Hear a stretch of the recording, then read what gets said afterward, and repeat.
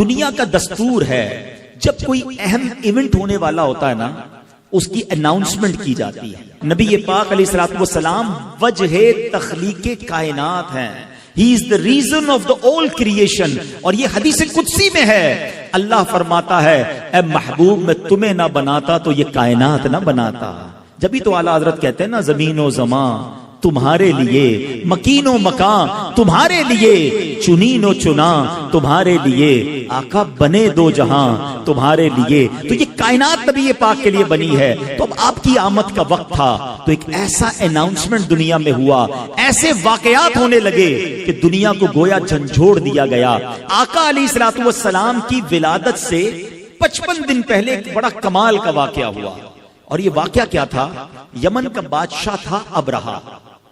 اس نے ایک پلان کیا کہ یہ مسلمان کعبے کا طواف کیوں کرتے ہیں، کعبے پہ جا کر حج کیوں کرتے ہیں، کیوں نہ میں کعبے کو ہی گرا دیتا ہوں اور معاذ اللہ اس کو تہس نہس کر کے اس کے پتھر لے کر یمن میں کعبہ بنا لوں گا، پھر یہ سارے لوگ میرے پاس آئیں گے.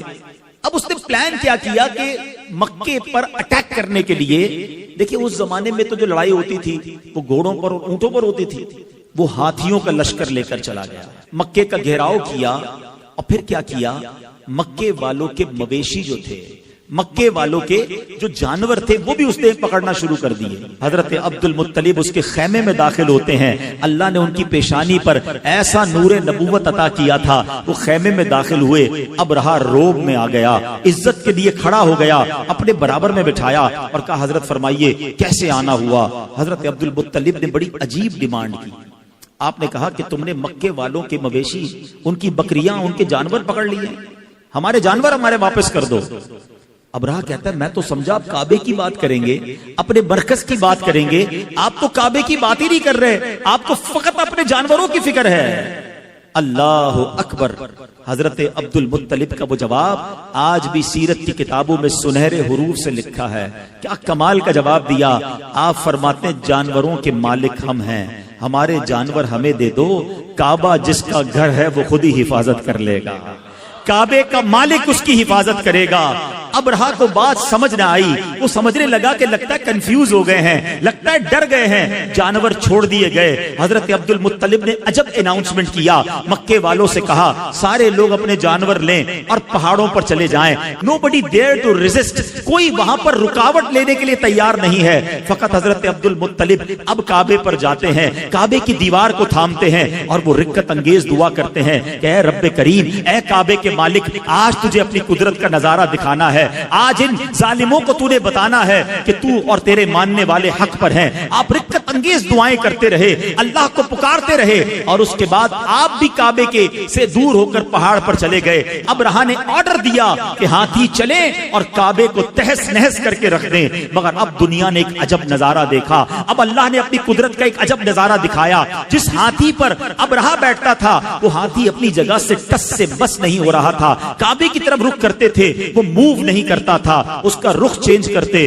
وہ چلنا شروع کر دیتا. اور اب اللہ کریم نے اس کے مقابلے کے لیے کیا بھیجا. دنیا کا دستور ہے آرمی کا مقابلہ آرمی کرتی ہے، نیوی کا مقابلہ نیوی کرتی ہے، ایئر فورس کے لیے ایئر کرافٹ بھیجے جاتے ہیں. اب ہاتھی ہیں اور مقابلے کے لیے بھیجا کیا ہے میرے رب نے؟ مٹھی میں آنے والا پرندہ ابابیل. ارے چیل جتنا پرندہ بھی کوئی نہ بھیجا، رب نے ابابیل کے لشکر بھیجے جو خود مٹھی میں آ جاتا ہے، جس کا اپنا وزن چند گرام ہے. بتاؤ اس کی چونچ اور اس کے پنجوں میں کتنا بھاری کنکر ہوگا، کتنے چھوٹے سے کنکر ہیں. مقابلہ ہاتھی سے ہے. اللہ اکبر. رب کریم نے اپنی قدرت کا کیسا نظارہ دکھایا. اور آج لوگ کہتے ہیں کہ فلاں سپر پاور نے جناب بڑے گائیڈڈ میزائل بنا لیے ہیں، ٹارگٹ سیٹ کر دو، میزائل جا کے وہیں ہٹ کرتا ہے. اللہ اکبر. آؤ میں بتاتا ہوں 1450 سال پہلے میرے رب نے ابابیل کے ان پنجوں میں کیسے گائیڈڈ میزائل دیے تھے. ہر کنکر پر ہاتھی سوار کا نام لکھا تھا،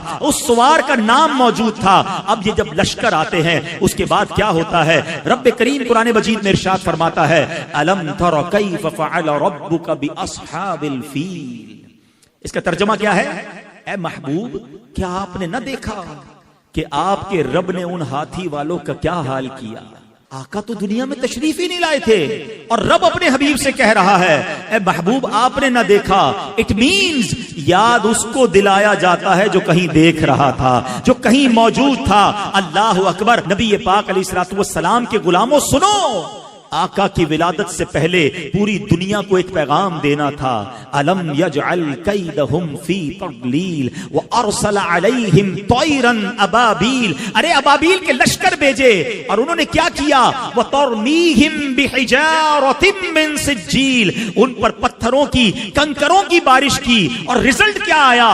فجعلہم کعصف مأکول، انہیں چبائے ہوئے بھس جیسا بنا کر رکھ دیا، پرخچے اڑ گئے۔ ان کنکروں نے وہ کام کیا جو بڑے بڑے میزائل نہ کر سکتے تھے، ہاتھی سوار، اور ان ہاتھیوں کا نام و نشان باقی نہ رہا۔ گویا پوری دنیا کو یہ میسج دینے والا تھا، آئی نئی حکومت، سکہ نیا چلے گا، آئی نئی حکومت، سکہ نیا چلے گا۔ عالم نے رنگ بدلا صبح شب ولادت۔